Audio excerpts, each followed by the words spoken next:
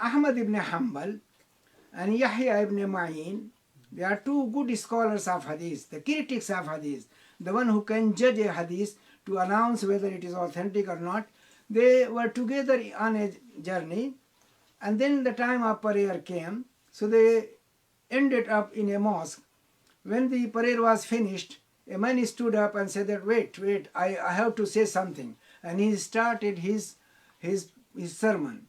And he started in this way. I was told by Yahya ibn Ma'in and Ahmad ibn Hanbal, and then he cited the rest of the chain, who were told by this, by that, that the Prophet ﷺ said that if a man says La ilaha illallah only once, Allah will create from each letter of this sentence 70 birds with 70 tongues, and they will be asking forgiveness from Allah for this man. And he continued in 70, that then he will go to paradise, will be given 70 palaces, 70 wives, 70 this, 70 that. So Ahmad, he mentioned that he was told by Ahmad ibn Hanbal and Yahya ibn Ma'in without realizing that they are there among the audience. So Yahya looked at Ahmad and Ahmad looked at Yahya in surprise that how did this man got this report. So the man, after he finished his sermon, collected money, the people donated, and then they called him. He came happily thinking that these are very rich people and they are going to give him huge amount. They didn't want to show up to the people, to others, so they want to give him in secret. So he came and said, yes, what is there? He said that you just reported a hadith from Ahmad ibn Hanbal and Yahya ibn Ma'in to the end, and I am Ahmad and he is Yahya. We never heard this kind of hadith. We never reported and we don't know you. So the man, see how bold they were and how shameless they were. The man looked at them and said that, well, the people told me that Ahmad ibn Hanbal is a stupid man, only now I realize. You are the only Ahmad ibn Hanbal and he is the only Yahya ibn Ma'in. I can create 70 Ahmad ibn Hanbal and 70 Yahya ibn Ma'in. So this is how it is. They made chain, and a chain which can attract people, and they made story and they made hadith. You know, there are many hadiths against women. One of them says, Shawirihunna khalifunna, giving the indication that one should never consult women. And if you consult them, then just do against what they have told you. And they also brought ta'atul mar'ati nadamatun, that if you obey women, then you are going to regret. The Prophet ﷺ never undermined the position of women, and Quran also put both sexes at the same level. Man amila salihan min dhakarin aw unsa, that anyone who does good deed, whether a male or female, وَهُوَ مُؤْمِنٌ, and does it with full iman, then Allah is going to give him good life, and in the hereafter they will be rewarded. How can the Prophet ﷺ speak against a woman when he consulted them and followed their advice? The very clear case is case of Salama in the incident of Hudaybiyah. Hudaybiyah treaty was signed between Makkans and Muslims who wanted to make Umrah, but the Makkans stopped them and they stationed in the place called Hudaybiyah. Then a treaty was signed. The Prophet ﷺ accepted it and signed it. But the treaty looked as though Muslims are not given their proper right. They are to return any Makkan who runs to Medina, but Makkans are not responsible for returning any man who comes to them from Medina. So the Muslims considered that it is humiliating. But Prophet ﷺ, of course, did not do it by his own. He was guided by Allah subhanahu wa ta'ala, and then he knew that the consequences of this treaty will be good. Now then he asked his people that, well, we are not going ahead, so the people should slaughter their animals and open their ihram, and we are going back. The people were stunned. They couldn't believe. and nobody moved when the Prophet ﷺ said it. So he felt very upset. He went inside the tent. Salama noticed immediately that something has gone wrong with him. She asked, what is wrong? He said that, look, I ask people to open their ihram and slaughter their animal, shave their head, and we are going back to Medina. But nobody moved. She said that, why you are waiting for them? Go and do it yourself. When you start doing, they will do it. And it so happened that when the Prophet ﷺ came out of the tent, he asked a barber to come and shave his head, and he opened his ihram and slaughtered his animal. So a woman saved a very serious situation in the life of the Prophet ﷺ. How can then he come and say that, no, don't consult them, and if they advise you something to do, do against it. And also we know case of Umar bin Khattab. He used to consult his daughter Hafsa in many cases, and as she suggested, he did it. So these things do not agree with the established fact of history and reports of hadith. So we cannot accept them. This is a sign of their being fabricated. There are many other reports encouraging people. This is Fadail al-Amal. This is encouraging people to do certain thing and discouraging them from doing certain thing. So you find a lot of hadith in this section. One example, for example, is that if a person performs 6 rak'ah after Maghrib, then his sins of 50 years will be forgiven. Only 6 rak'ah. Now then, if he does 6 rak'ah, then he doesn't need to do any more. He can commit any sin. So you find a lot of such hadith fabricated. A man was caught reporting this kind of hadith, mainly in the merits of surah of the Quran. So he was brought to the court, and the judge or the ruler asked him, why are you doing it? Why you are fabricating hadith?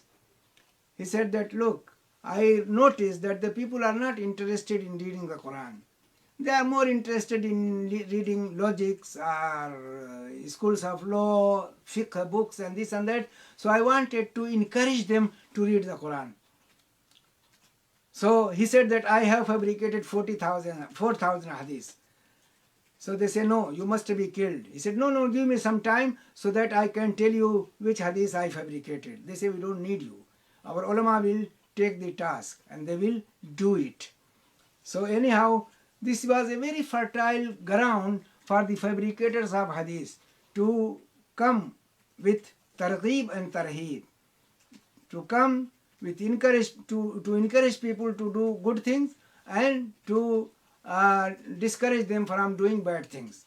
Of course, this was a very good thing. Still, there are many books circulating in the community today in this 21st century which include a lot of fabricated hadith concerning fadail, concerning targheeb and tarheeb.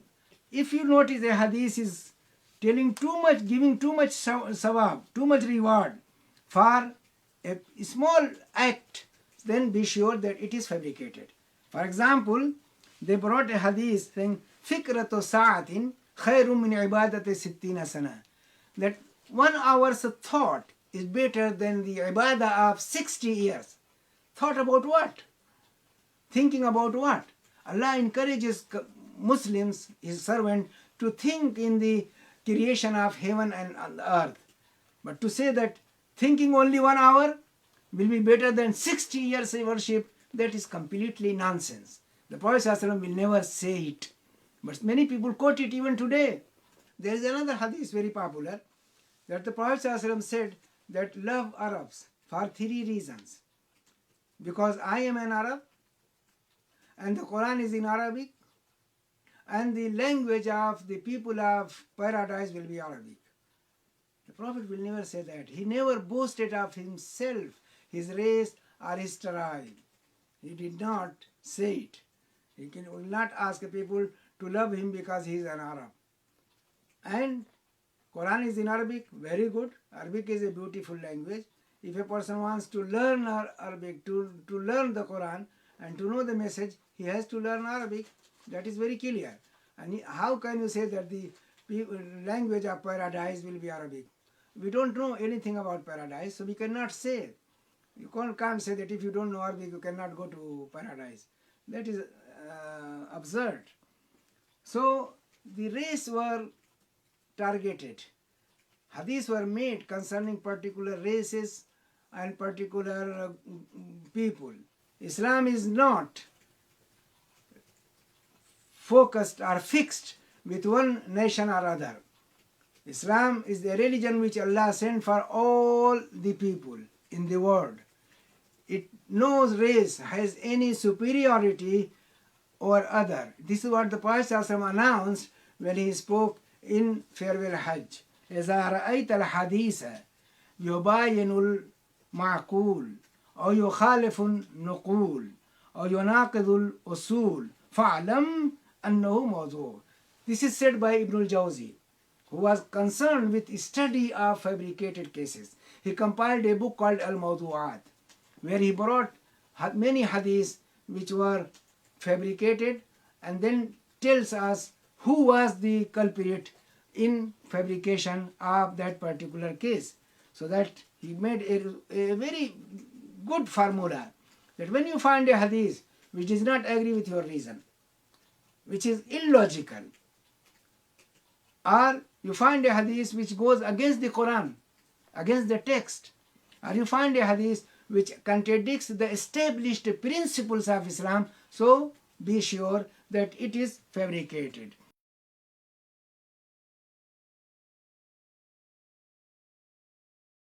If you come across contradicting cases in hadith, you should do one of the two things.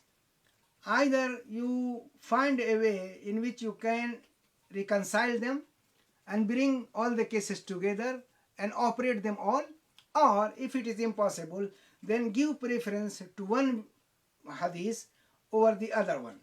The ulama always preferred to have reconciliation. So now we have a case here, whether a woman can look at a man. Now there is a hadith which says that once Salama and another wife of the Prophet ﷺ were sitting, and then Abdullah ibn Maktoum, who was blind, he came.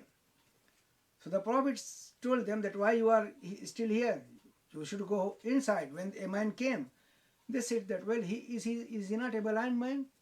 So the Prophet said, Afa amiyawani antuma, you are also blind? So that makes very clear that a woman cannot look at a man. Fine? This hadith is reported by Abu Dawud and Tirmizi. But when we go and collect all the other hadiths in this case, then we find that Aisha radiallahu anha tells us that she was looking at Abyssinians who were playing with their sticks and their spears in the mosque. And the Prophet ﷺ was supporting her. So he approved that case. He approved her for looking at people who are not mahram, who are not related to her. And this hadith is in Bukhari, while the first hadith of Salama, where the Prophet is reported to have said that, are you also blind? That hadith is reported by Abu Dawud and Tirmizi, and the chain is not very strong. So we have a stronger case here, reported by Bukhari, and that will rule over the one which was reported. There is another case of Fatima bint Qais. She was divorced the third time by her husband, and the family of the husband kicked her out. They did not allow her to stay in the house of her husband. So she came to the Prophet ﷺ and said that, well, I have no accommodation, nowhere to go, nowhere to go. So what you are suggesting to me? First he suggested a man, and then said no, because this man is very social. Every now and then the people come to visit him. So you will be disturbed. So the best way is for you to go and pass your iddah in the house of Abdullah ibn Maktoum. Now then there is the man, the blind man, the same one who have been reported in the first case. So the Prophet ﷺ allows her to stay in her house. Of course, he will be coming and going, though he may be staying in another room and she is staying in another room, but he will be coming and going, and definitely she will look at him. So the Prophet knew it, and then he allowed. There are some people who are very, very strict and very illogical in this matter. They want to undermine the position of women and then excommunicate them in every matter. I met someone recently who said that even listening to a woman is haram. How can it be, Yaqi? How it is possible? Aisha used to give answer to the people who ask him anything. And then remember that a woman came to the Prophet ﷺ and offered her in marriage. And there were many other people. Did she speak or she just made gesture? She must have spoken. And the Prophet ﷺ did not tell her that, no, you are not allowed to speak here because others are listening to you. So this kind of people are really doing damage and harm to the religion of Islam and giving it a very bad impression among non-Muslim community. Another issue we can take here as well is the woman going to the graveyard, to visit the graveyard. Whether it is allowed? Some people say no, it is not allowed, because the Prophet ﷺ cursed the women who visit the grave. But we have other reports which really tells us that it is not bad, it is not forbidden.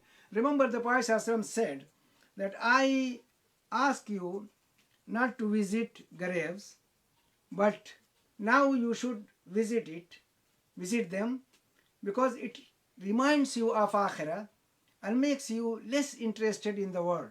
Now this applies to both.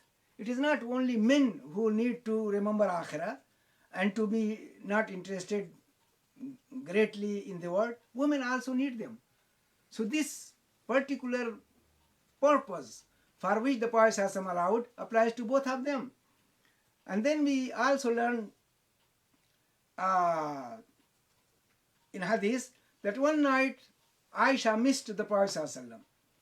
So she came out of the room, went to the mosque, she did not find him there.